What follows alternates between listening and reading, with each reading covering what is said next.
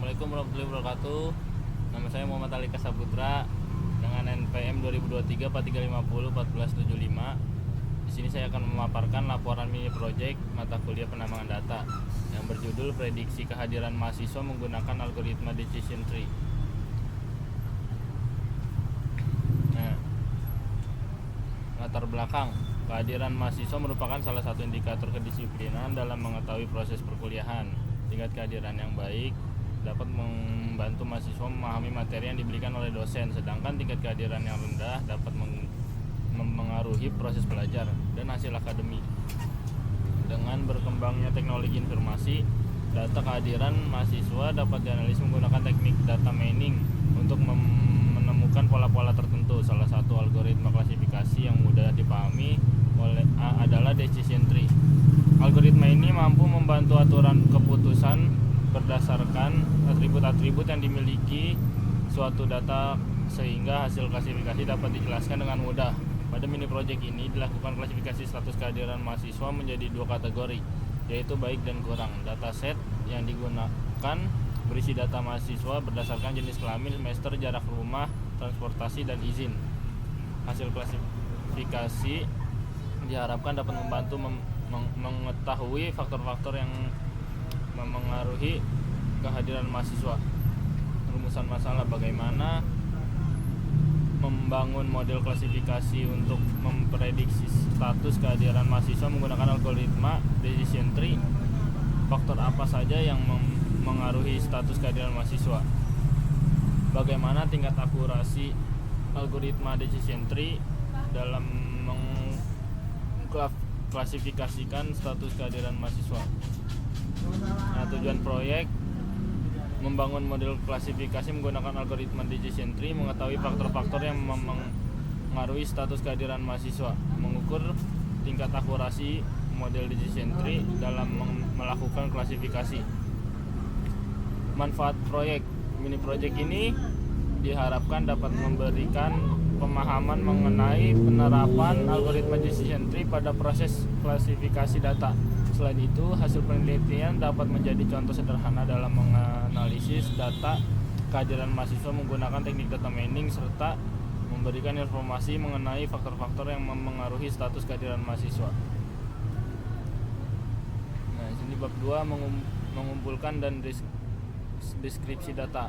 Sumber data dataset yang digunakan pada mini project ini merupakan dataset buatan, dummy dataset yang disusun untuk keperluan pembelajaran mata kuliah penambangan data. Dataset terdiri dari 20 data mahasiswa yang dengan beberapa atribut yang berkaitan dengan kehadiran, yaitu jenis kelamin, semester, jarak rumah, transportasi, dan izin. Dataset kemudian disimpan dalam format CSV dengan nama dataset underscore kehadiran CSV dan diolah menggunakan bahasa pemrograman Python.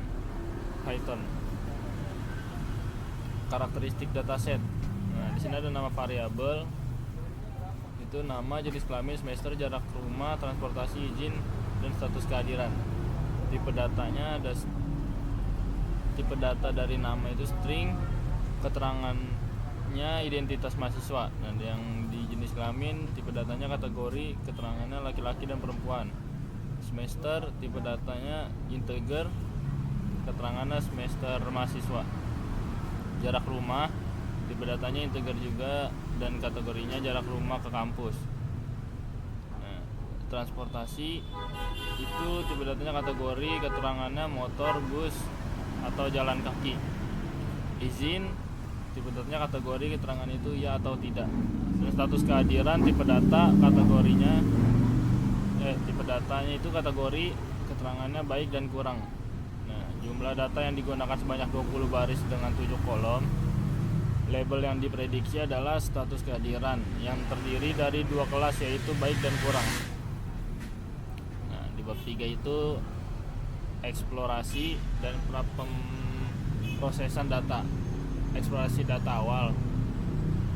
Eksplorasi data dilakukan untuk mengetahui struktur dataset sebelum proses pemodelan. Data dibaca menggunakan pandas Kemudian ditampilkan dengan fungsi print atau df untuk melihat seluruh isi dataset. Selanjutnya dilakukan pengecekan informasi dataset menggunakan info dan statistik data menggunakan describable. Nah, ini kodenya. Ini kodenya dan ini hasilnya atau output. Selanjutnya penanganan missing values. Pengecekan missing value dilakukan menggunakan fungsi isnu1 sum. Berdasarkan hasil pemeriksaan, seluruh atribut memiliki nilai 0 sehingga tidak terdapat data yang kosong dan dataset dapat digunakan dalam proses klasifikasi. Nah, ini kodenya dan ini hasilnya atau outputnya.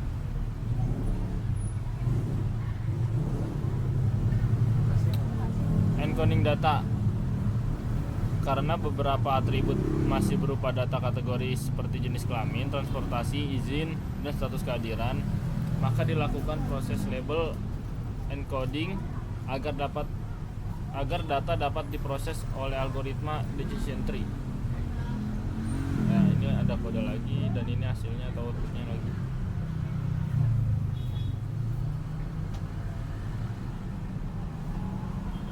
Pembagian data set dibagi menjadi 80% data latih dan 20% data uji menggunakan fungsi train test split. Pembagian dilakukan menggunakan parameter stratifi sama dengan itu Y agar proporsi kelas baik dan kurang tetap seimbang pada data latih maupun data uji. Ini kodenya dan ini hasilnya seperti ini.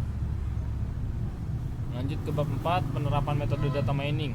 Pemilihan metode yang digunakan pada mini project ini adalah decision tree classifier. Algoritma ini dipilih karena mampu mengelompokkan data berdasarkan atribut yang paling berpengaruh dan menghasilkan aturan keputusan dalam bentuk pohon yang mudah dipahami. Implementasi model. A. Pembuatan model. Pada tahap ini dilakukan proses pembuatan model menggunakan algoritma decision tree. Model kemudian dilatih menggunakan data latih atau training data agar dapat mengenali pola dari data kehadiran mahasiswa. Baik, ini kodenya dan ini hasilnya. Lanjut B, proses prediksi. Setelah model selesai dilatih, dilakukan proses prediksi terhadap data uji menggunakan fungsi predik. Hasil prediksi disimpan ke dalam variabel Y, pred, dan selanjutnya digunakan pada tahap evaluasi model untuk mengetahui tingkat akurasi klasifikasi. Oke, ini kodenya dan ini hasilnya. Lanjut, alasan pemilihan metode. Metode dibangun menggunakan library scikit-learn dengan kelas decision tree classifier. Selanjutnya mode dilatih menggunakan data latih atau X-train dan Y-train yang telah dipersiapkan pada tahap sebelumnya. Lanjut ke bab 5, evaluasi model. Matriks evaluasi. Evaluasi model dilakukan menggunakan beberapa matriks, yaitu akurasi. Tahap evaluasi dilakukan untuk mengetahui tingkat ketepatan model decision tree dalam mengklasifikasikan status kehadiran mahasiswa. Salah satu matriks yang digunakan adalah akurasi, yaitu persentase data yang berhasil diprediksi dengan benar oleh model. Baik, ini kodenya dan ini hasilnya. Berdasarkan hasil pengujian, model decision tree memperoleh nilai akurasi sebesar 100%. Hal ini menunjukkan bahwa seluruh data uji berhasil diprediksi dengan benar oleh model. Classification report digunakan untuk mengetahui performa model berdasarkan nilai precision, recall, F1 score dan support pada setiap kelas. Ini kodenya dan ini hasilnya.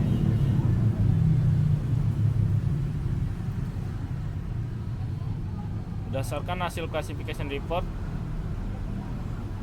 nilai precision, recall, dan F1 score pada masing-masing kelas menunjukkan hasil yang sangat baik. Hal ini menunjukkan bahwa model mampu mengklasifikasikan status kehadiran mahasiswa secara tepat pada data uji. Confusion matrix untuk mengetahui jumlah prediksi yang benar dan salah. Nah, ini kodenya dan ini hasilnya. Berdasarkan hasil confusion matrix, model berhasil mengklasifikasikan seluruh data uji dengan benar. Tidak terdapat kesalahan prediksi sehingga menunjukkan bahwa model memiliki performa yang sangat baik pada dataset yang digunakan. Nah, hasil evaluasi berdasarkan hasil pengujian menggunakan data uji, model decision tree mampu melakukan klasifikasi dengan baik. Nilai akurasi yang diperoleh adalah 100%, sehingga seluruh data uji berhasil diprediksi dengan benar. Analisis confusion matrix. Hasil confusion matrix menunjukkan bahwa 3 data dengan status baik yang berhasil diprediksi dengan benar dan 1 data dengan status kurang yang juga berhasil diprediksi dengan benar. Tidak terdapat kesalahan klasifikasi sehingga model memperoleh hasil prediksi yang sangat baik pada data uji. Bab 6, visualisasi dan interpretasi hasil. Distribusi status kehadiran. Grafik distribusi menunjukkan bahwa dataset terdiri dari 13 mahasiswa dengan status kehadiran baik dan 7 mahasiswa dengan status kurang. Hal ini menunjukkan bahwa mayoritas data berada pada kategori baik. Ini kodenya dan ini hasilnya.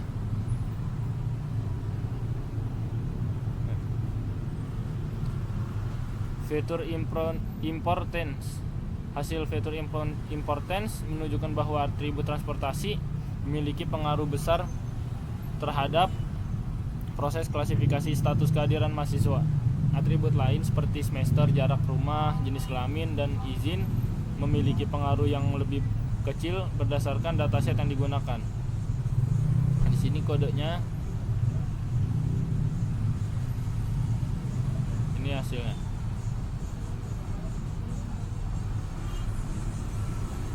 Visualisasi decision tree.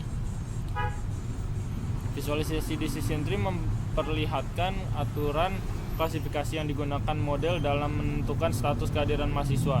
Pohon keputusan menunjukkan bahwa atribut transportasi menjadi atribut utama dalam proses pengambilan keputusan sehingga model dapat mengelompokkan data menjadi kategori baik dan kurang. Dan sini kodenya, sini hasilnya. Interpretasi hasil. Berdasarkan hasil pengujian, algoritma decision tree mampu mengklasifikasikan status kehadiran mahasiswa dengan sangat baik pada dataset yang digunakan. Model menghasilkan nilai akurasi 100%, sehingga seluruh data uji berhasil diprediksi dengan benar. Namun, karena dataset hanya terdiri dari 20 data, hasil ini belum tentu mewakili kondisi nyata. Untuk penelitian selanjutnya disarankan menggunakan dataset yang lebih besar agar model menjadi lebih akurat dan mampu melakukan generalisasi dengan lebih baik. Ya, ini kodenya dan ini hasilnya.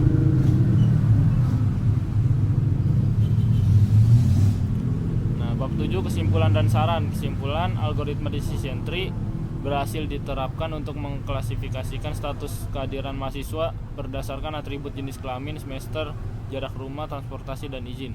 Model menghasilkan nilai akurasi sebesar 100% pada data uji. Dan 3, berdasarkan hasil fitur importance, atribut transportasi merupakan faktor yang paling berpengaruh dalam proses klasifikasi pada dataset ini. Saran pengembangan menambahkan jumlah data agar model memiliki kemampuan prediksi yang lebih baik.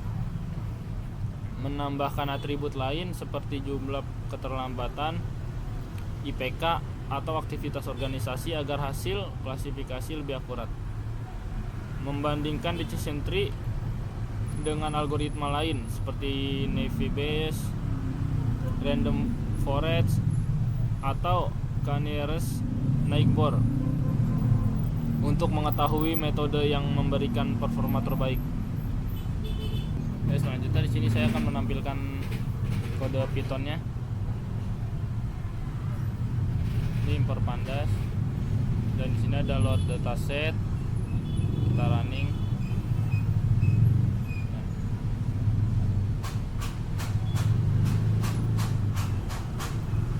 Ada drop kolom nama.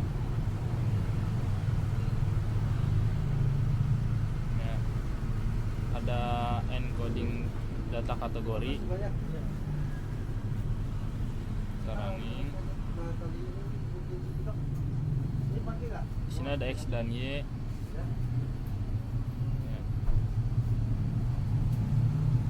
Ada split datanya.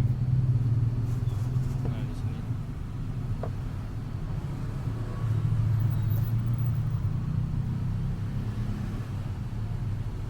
Di sini ada model decision tree. Kita running. Lalu di sini prediksinya.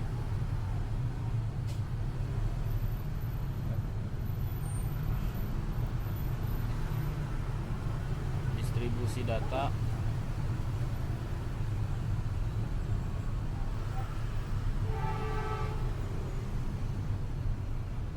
Lalu fitur importance.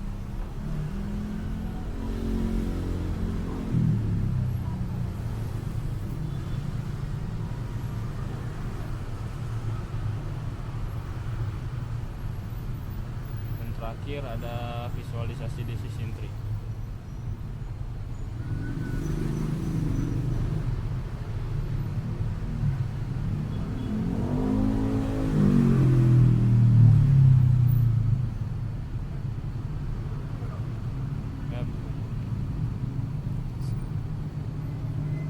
Saja mungkin pemaparan dari saya. Mohon maaf jika ada kekurangan kata. Wassalamualaikum warahmatullahi wabarakatuh.